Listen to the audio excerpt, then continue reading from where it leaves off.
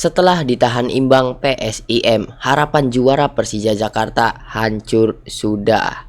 Jadi guys, BRI Super League atau Indonesia Super League sudah memasuki pekan ke-29. Nah, sebelum pekan ke-29 dan memang dari putaran pertama ada 3 klub yang difavoritkan untuk menjadi juara, yaitu Persib Bandung, kemudian Borneo FC dan juga Persija Jakarta. Karena 3 klub ini dari awal musim saja sudah saling salib menyalip guys di perebutan title atau perebutan puncak klasemen gitu guys. Nah, hingga ke pekan 28 Persija dan juga Borneo itu mereka masing-masing mendapatkan 3 poin, sedangkan Persib Bandung menuai hasil imbang. Nah, setelah hasil imbang tersebut membuat perburuan title race atau perburuan gelar itu semakin panas dan juga semakin menarik lagi gitu, karena ada chance atau kesempatan bagi Borneo dan juga Persija Jakarta untuk menggusur Persib di posisi pertama gitu guys. Namun ketika masuk ke pekan 29, dari 3 klub ini Persija bertanding lebih dulu. Persija Jakarta harus tandang ya, bermain di Bali melawan PSIM Jogja. Nah, pada saat itu dan gue juga nonton pertandingannya langsung karena video ini di take setelah pertandingannya itu baru banget selesai. Jadi gue bisa sedikit menganalisa lah. Nah, pertandingan Persija melawan PSIM ini bisa dibilang cukup menarik karena didominasi full oleh Persija Jakarta. Bahkan Persija Jakarta itu terus-menerus memberikan serangan kepada PSIM Jogja. Nah, akibat serangan-serangan dari Persija Jakarta itu, pemain PSIM, pemain bertahannya yang mereka bisa lakukan itu cuma satu, yaitu menghentikan serangan-serangan tersebut dan harus melanggar para pemain dari Persija Jakarta. Total pemain PSIM Jogja dalam satu pertandingan mendapatkan 6 kartu kuning. Nah, selain itu Persija Jakarta juga mendapatkan 2 penalti dalam laga tersebut dan OTW ketiga, tapi ketiga karena posisi Alano offside terlebih dahulu, jadi Persija Jakarta tidak jadi mendapatkan penalti yang ketiga gitu guys. Nah, dari 2 penalti yang didapatkan oleh Persija Jakarta hanya mampu menciptakan 1 gol karena PSIM sudah mencuri gol terlebih dahulu di menit keempat lewat Vidal ya. Pada saat itu Persija Jakarta main full attack untuk menyamakan kedudukan dan tentu saja untuk membalikan keadaan supaya tim mereka menang. Namun setelah di penalti kedua mereka mendapatkan penalti kedua, tentu saja harapan di bangku cadangan dan juga harapan para pendukung itu Persija bisa comeback, namun penalti dari Maxwell Souza gagal guys. Nah, 2 kali Maxwell Souza itu gagal mengeksekusi penalti, sebelumnya ketika melawan Dewa United dan sekarang di laga penentuan melawan PSIM dia juga kembali gagal untuk mencetak gol dari titik penalti dan menyelamatkan timnya dari hasil imbang. Nah, berkat hasil imbang ini Persija masih tetap di posisi 3 dengan poin 59. Sedangkan Persib Bandung dan juga Borneo FC posisi pertama dan juga posisi kedua yang masih menyimpan 1 pertandingan di pekan ke-29 ini. Persib Bandung memiliki 65 poin sedangkan Borneo FC memiliki 63 poin. Nah, Persija sudah dianggap tidak memiliki kesempatan untuk menjuarai Indonesia Super League di musim ini. Kenapa? Karena jangankan untuk menyalip Persib di posisi pertama, mereka menyalip posisi Borneo saja sudah susah, mengingat sisa pertandingan dari Indonesia Super League itu tersisa 5 laga lagi guys, sampai pekan ke-34 ya.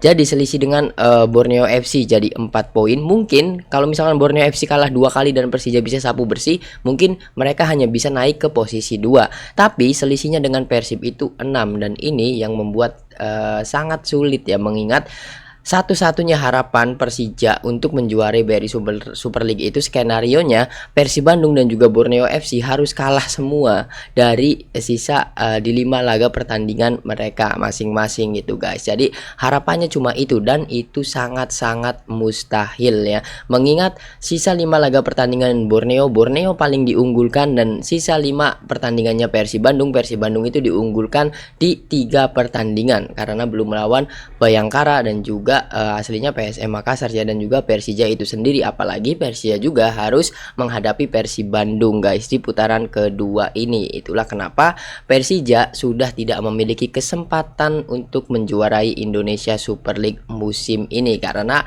banyak sekali peluang, mereka banyak sekali membuang-buang poin karena ulah pemainnya sendiri ya. Karena terbukti di 2 pertandingan 2 penalti Maxwell Souza itu gagal. Yang pertama ketika melawan Dewa harusnya mereka bisa mengambil 3 poin, namun gagal berakhir seri, dan kembali terjadi lagi ketika melawan PSIM Jogja. Gimana tanggapan kalian mengenai pertandingan antara Persija dan juga PSIM Jogja ini? Coba tuliskan di kolom komentar. Dan jika para Jackmania menonton video ini, apakah kalian masih optimis Persija masih memiliki kesempatan untuk menjuarai liga? Coba tulis di kolom komentar. Dan berapa jika di presentase berapa persenkah peluang Persija untuk menjuarai Liga Indonesia? Kalau menurut gue sih 5% aja udah susah ya, susah banget mengingat 5 pertandingan lagi, yang artinya 15 poin jika Persija bisa memenangkan semuanya. Namun Persija itu selisihnya 6 poin dengan sang pemuncak klasemen. Artinya Persib Bandung masih memiliki 2 jatah kalah ya, dan juga 2 jatah seri sebelum disalip oleh Borneo FC guys. Itu sangat susah banget, dan dari sini perebutan gelar juara itu tinggal dimiliki oleh Persib Bandung dan juga Borneo FC yang hanya memiliki selisih poin hanya 2 guys, setelah Persib Bandung imbang di laga kemarin ya ketika melawan Dewa United gitu guys. Kita tunggu saja siapakah yang akhirnya menjuarai Liga Indonesia di akhir musim nanti di pekan ke-34 ya. Patut kita tunggu banget, karena siapapun yang akan menjuarai dari 2 klub yang memiliki potensi paling besar, Persib Bandung ataupun Borneo, masing-masing akan menciptakan sejarah. Jika Borneo menjuarai, mereka akan menjuarai Liga Super Indonesia untuk pertama kalinya. Jika Persib Bandung menjuarai Liga Indonesia, mereka juga akan menciptakan sejarah sebagai satu-satunya atau klub pertama yang berhasil tripit juara atau tripit champion atau hat-trick juara 3 kali berturut-turut guys. Nah, coba tulis pendapat kalian di kolom komentar. Siapakah yang akan keluar menjadi juara di pekan ke-34 nanti guys. Setelah kita bahas Liga 1 atau Indonesia Super League, kali ini kita bahas berita yang datang dari Timnas Indonesia atau seputar Timnas Indonesia. Ini bukan tentang hal teknis tapi lebih ke non teknis. Jadi setelah Indonesia gagal untuk berkompetisi atau ikut bisa lolos sampai ke Piala Dunia, ada yang dirasakan oleh pihak PSSI, yaitu penurunan penonton yang datang langsung ke Stadion Utama Gelora Bung Karno guys. Jadi harapan PSSI itu ketika kemarin mereka mengadakan ajang FIFA Series ya, friendly match yang mendapatkan trofi itu kemarin, harapan PSSI itu stadion euforianya akan kembali full seperti ketika Indonesia masih memiliki kesempatan untuk lolos ke Piala Dunia.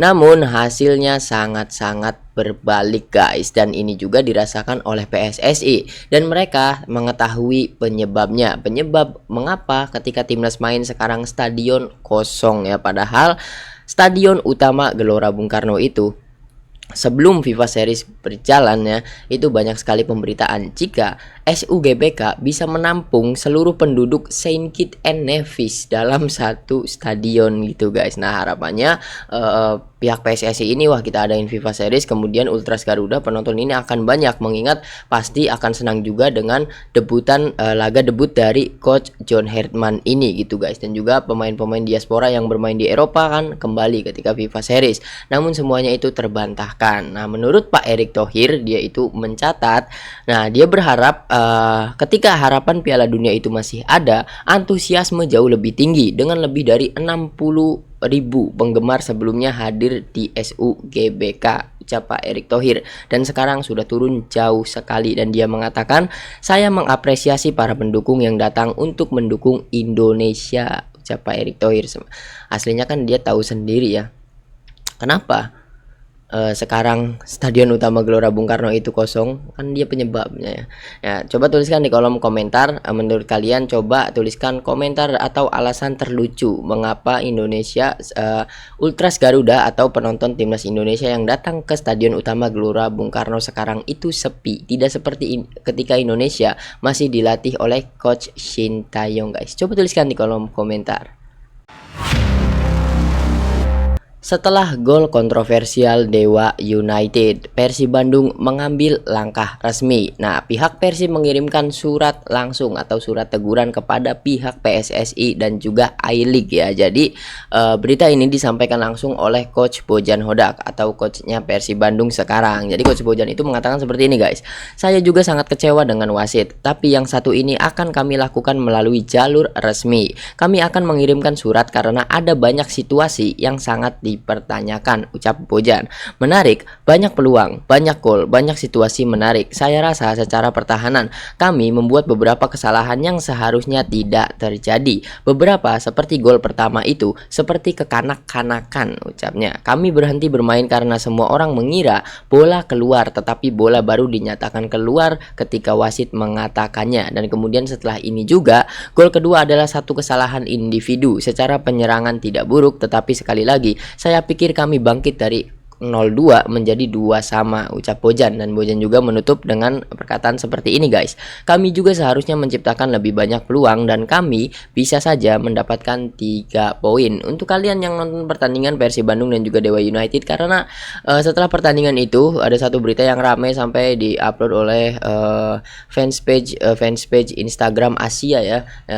Asia Tenggara juga ikut ngupload, bahkan Liga 1 Prancis juga ikut ngupload dan juga mempertanyakan mengenai gol pertama kontroversial dari Dewa United gitu guys. Ini benar-benar sebuah teguran juga untuk pihak PSSI dan I-League untuk menambahkan satu teknologi lagi, yaitu teknologi garis gawang, supaya hal-hal seperti ini tidak terjadi lagi, karena jika terjadi lagi hanya satu pihak yang dirugikan ya. Dan dari beberapa angle kamera para penonton dari pihak video sudut kamera atau angle kamera dari pihak video dan juga Indosiar selaku penyiar resminya juga, kita tahu bola itu keluar, apalagi dari hasil foto orang yang hadir langsung ke stadion, jelas banyak banget guys itu keluar.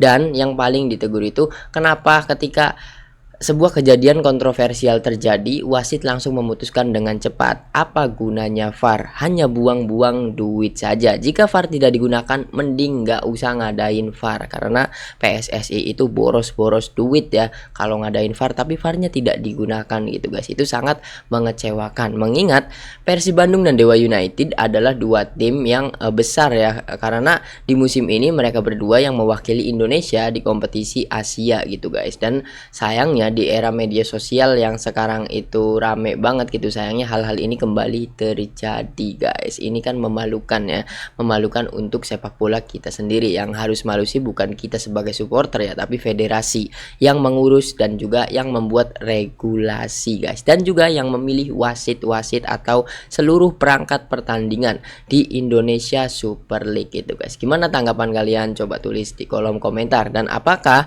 surat teguran resmi dari Persib Bandung ini akan ditanggapi oleh pihak PSSI ataupun I-League? Tapi sudah ada kabarnya, sudah ada tanggapan ya, dan juga mengesahkan keputusan wasit gitu guys. Coba tuliskan di kolom komentar. Dan berita ini juga menjadi berita penghujung di episode kali ini. Terima kasih untuk kalian yang sudah menonton sampai habis, dan nantikan seputar berita menarik sepak bola, sorry guys, gue lagi nggak enak badan ya. Sepak bola luar maupun dalam negeri hanya di Sliding Tackle guys. Terima kasih banyak, sampai berjumpa di video atau berita selanjutnya. Terima kasih.